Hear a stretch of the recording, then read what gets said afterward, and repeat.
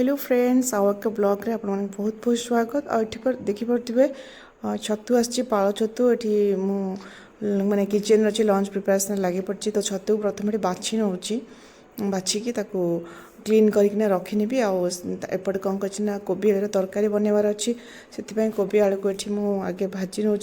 मसला मसला दी तरकारी बनैबी आ छतु देखते बहुत बड़ बड़ दुटा थिला से भितर तो ये देखे नहीं ताकू भल से धोईकी क्लीन करकिना बहुत सारा छतु आसला तो ताकू माने अधा भजा करके फ्रिज रे रखिनेबी बाकी जी खावा जी भल से कड़ा करना फ्राए करना खावा तरकारी जहाँ भी करी तो न भाजिले कौन हम कि नष्ट हो पेपर गुड़े रखी थी गोटे दिन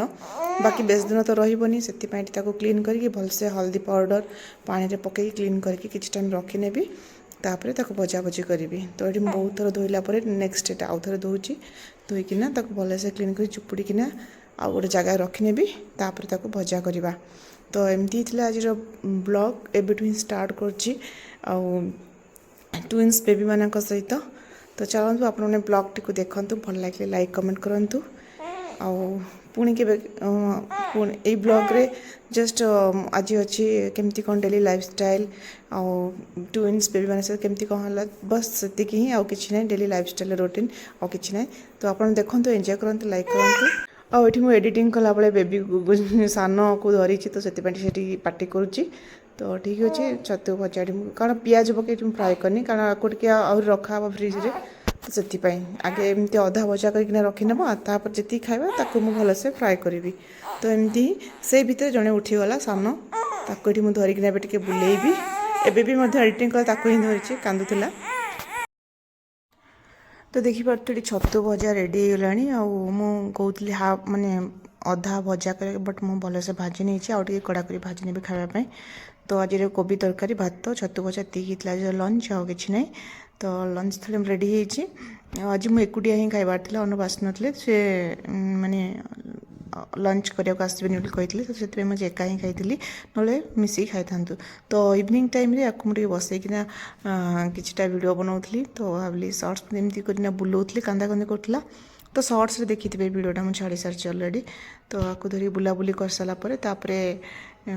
कौन कल ना सी शोला आउ जन धरली यहाँ हूँ नेक्स्ट डे